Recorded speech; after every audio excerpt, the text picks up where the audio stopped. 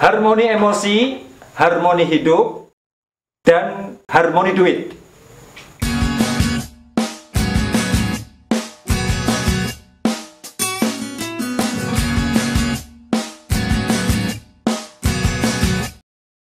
Momen kehidupan ini sesuai dengan yang Anda sadari. Suatu ketika, di hari raya Idul Kurban, itu ada seorang yang mengantar kambing kurbannya menaiki mobil Pajero Sport. Kalau Anda naik mobil Pajero Sport, Anda tentu merasa bangga, merasa nyaman, merasa diberi fasilitas yang wah, dan lain sebagainya. Itu diri Anda. Tapi yang terjadi pada kambing, dia tidak sadar kalau dia itu sedang menaiki mobil mewah. Ini artinya apa? Artinya si kambing tidak bisa menyadari bahwa dia itu sedang menaiki mobil mewah atau dia sedang menaiki gerobak. Dia tidak sadar. Karena apa? Karena realitas kehidupan kambing itu adalah rumput hijau. Yang ia tahu mungkin cuma sekedar makan rumput hijau, sekedar kawin, tidak lebih dari itu. Maka ini tidak ada pengaruhnya apa-apa. Yang namanya Pajero Sport tidak ada pengaruhnya apa-apa untuk emosi yang muncul di dalam diri si kambing. Hal ini terjadi, ya. Hal ini terjadi karena memang disitulah emosi kambing cuma di situ. Kesadaran kambing hanya itu. Kesadaran kambing hanya itu. Berbeda dengan manusia. Manusia berlomba-lomba membangun kekayaan, berlomba-lomba membuat rumah mewah, berlomba-lomba membeli mobil. Itu karena apa? Kompleksitas, karena kelengkapan emosi yang ada pada diri manusia, sehingga menjangkau pada kesadaran-kesadaran yang lebih nyaman. Menjangkau kesadaran-kesadaran yang lebih nyaman. Nah, sementara yang namanya fisik dan emosi itu tercipta berbanding lurus. Manusia lahir tidak punya bulu. Kambing lahir penuh dengan bulu. Karena apa? Yang disadari kambing, emosi yang ada dalam diri kambing, ini hanya rumput hijau. Sementara dalam diri manusia itu penuh dengan emosi-emosi yang beraneka macam. Bahkan mimpi keluar angkasa juga ada pada emosi manusia, ada pada kesadaran manusia. Nah, karena lengkapnya, cerdasnya emosi dan kesadaran pada manusia, kemudian manusia ini tercipta sudah sangat sempurna dalam bentuk fisiknya. Kulitnya tidak berbulu, hidungnya sudah sangat layak, sangat tampan, mulutnya, bibirnya, rambutnya, makhluk yang paling sempurna. Coba kita lihat pada penciptaan makhluk yang lain. Mereka keluar bulu. Apalagi kalau kita itu melihat monyet. Antara hidung dengan bibirnya saja itu lebih mancung bibirnya. Belum lagi apa? Kuku-kukunya yang begitu hitam, baunya yang begitu apek. Nah, maka kesempurnaan penciptaan manusia, secara fisik manusia ini tercipta sempurna, secara emosi manusia juga punya kesadaran yang sangat tinggi, bahkan mimpi untuk hidup di luar angkasa juga ada pada emosi manusia, ada pada kesadaran manusia. Jadi kehidupan ini hanya dibedakan oleh apa yang ada di dalam diri manusia. Selanjutnya, kesadaran yang ada di dalam diri tersebut lahir dalam bentuk realitas yang nyata. Coba, kalau kita melihat emosi harimau, yang namanya harimau ini, yang dia sadari hanyalah kehidupan yang buas. makan daging sesama hewan, menerkam, menerjam, berburu. Itu saja yang disadari oleh harimau. Di dalam diri harimau ada kesadaran seperti itu. Maka fisik yang terlahir dari tubuh harimau itu apa? Yang terlahir dari tubuh dari harimau adalah apa? Kuku yang tajam, taring yang begitu kuat, tenaga yang begitu hebat. Karena memang yang dia sadari adalah kehidupan buas. Maka fisiknya ini mendukung untuk melakukan apa yang dia sadari. Yang disadari oleh ayam cuma dedak, nasi. Maka apa? Yang muncul dari tubuh ayam tidak seperti yang muncul pada tubuh harimau. Tenaganya lemah. Tapi apa? Keluar cucuk dari mulutnya. Karena itu yang dia sadari. Jadi, apa yang ada dalam kesadaran manusia, apa yang ada dalam emosi manusia, ini terwujud, ya, terwujud dalam realitas. Bukan cuma manusia, seluruh makhluk ini mewujud realitasnya sesuai dengan apa yang ia sadari. Harimau menyadari kebuasan, muncul taring yang kuat, muncul kuku yang kuat, muncul tenaga yang hebat. Ayam dan lain sebagainya sesuai dengan apa yang dia sadari. Termasuk manusia muncul dengan kesempurnaan seperti ini. Wajah yang sudah tampan, kulit yang sudah bersih, rambut yang sudah tertata rapi, tidak mau telanjang dan lain sebagainya. Manusia terlahir seperti ini sesuai dengan apa yang muncul dalam emosi kesadarannya, apa yang muncul dalam kesadaran dalam dirinya. Ini yang namanya penciptaan manusia. Jadi emosi yang ada di dalam itu sesuai, emosi yang ada di dalam itu sesuai wujud realitas yang ada, didukung. Maka ini kemudian la yukallifullahu nafsan illa wus'aha. Segala individu diciptakan oleh Allah sesuai dengan kapasitasnya. Sesuai dengan kapasitasnya. Manusia punya mimpi kehidupan yang indah. Manusia ada kesanggupan untuk hidup di hotel berbintang. Ada kesanggupan untuk hidup lebih nyaman. Maka bentuk fisiknya juga sangat-sangat sempurna. Yang namanya kambing, emosi kesadarannya itu hanya menyadari rumput hijau.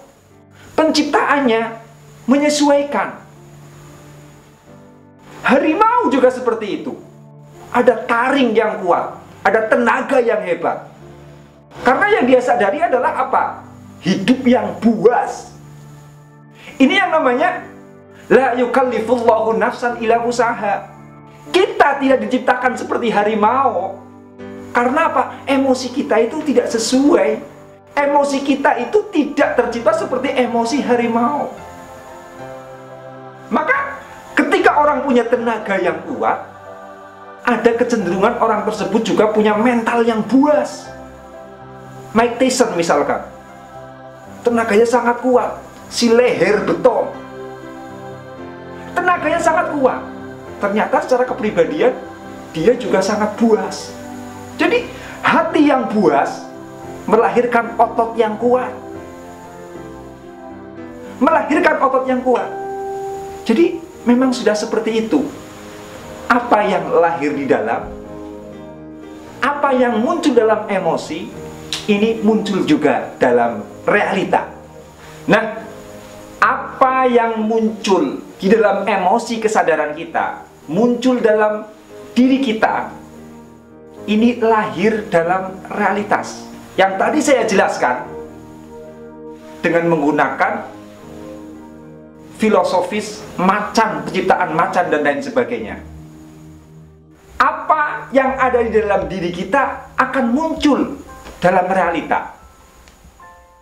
Nah, karena ini kesejahteraan hidup, keharmonisan hidup itu sesuai dengan kapasitas batin Anda, sesuai dengan kapasitas emosi Anda. Kalau Anda kerjaannya masih emosional, Anda kerjaannya masih marah-marah, Anda kerjaannya masih temperamental, Anda tidak nyaut sama sekali dengan kebijaksanaan hidup, ini kehidupan Anda pun akan memanggil realita yang sama sesuai dengan apa yang ada dalam emosi Anda, sesuai dengan apa yang muncul dalam kesadaran Anda. Coba saya kasih contoh negara-negara miskin di Afrika. Mereka itu kesadarannya sangat miskin. Untuk hidup berdampingan, ya, untuk hidup berdampingan dengan suku-suku yang lain, mereka tidak sanggup. Kerjaan mereka cuma berperang antar suku, berkelahi antar suku. Jadi mereka ini masih buas. Kesadaran mereka buas hanya untuk hidup berdampingan dengan suku yang lain. Mereka ini tidak sanggup. Hatinya tidak pernah damai, penuh dengan kemarahan. Maka yang muncul juga hal yang sama. Yang muncul adalah realita perang. Ketika yang muncul adalah realita perang, yang terjadi apa? Yang terjadi, negara-negara di Afrika mayoritas menjadi negara miskin. Tapi berbeda dengan orang yang sudah sangat menyadari dengan arti toleransi, arti kebersamaan, arti hidup berdampingan, arti memahami, arti empati antara satu dengan yang lain. Hidup mereka lebih maju, hidup mereka lebih sejahtera. Kita lihat negara-negara maju di dunia, jarang di antara mereka itu yang punya konflik yang mendalam, yang susah didamaikan.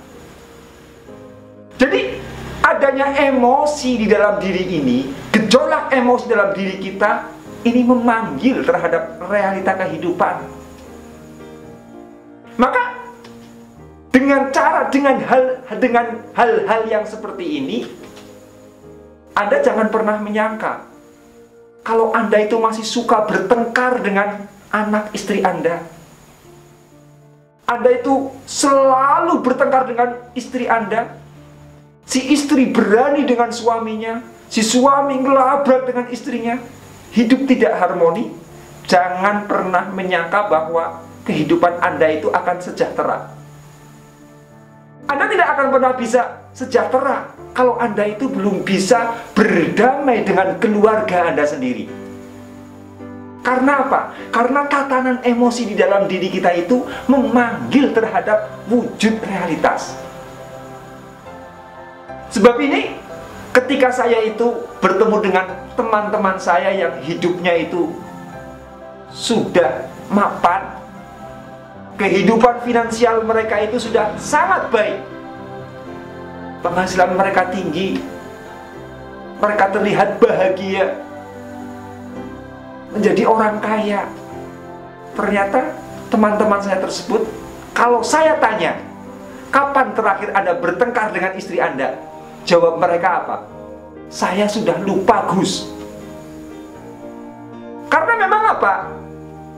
Segala sesuatu, kalau ingin lahir sesuatu yang damai, sesuatu yang sejahtera, sesuatu yang harmoni, sesuatu yang makmur, ini harus dibangun dari emosi kita. Harimau membangun emosi buas, yang muncul cuma terkaman, yang muncul cuma cakar yang kuat, yang muncul cuma gigi yang taring, yang muncul cuma tenaga yang kuat. Tapi kambing menyadari rumput hijau, yang muncul adalah apa? Tenaga lembek, bau apek, dan lain sebagainya. Nah, kalau Anda itu tidak menyadari kedamaian dalam hidup Anda, Di dalam keluarga Anda sendiri, Anda tidak bisa membangun keharmonisan. Emosi Anda itu masih stabil, masih tidak stabil. Emosi Anda masih tidak stabil, tidak bisa menata kebijaksanaan hidup. Jangan harap hidup Anda itu bisa makmur. Jangan harap hidup Anda itu bisa meningkat secara finansial. Karena memang apa?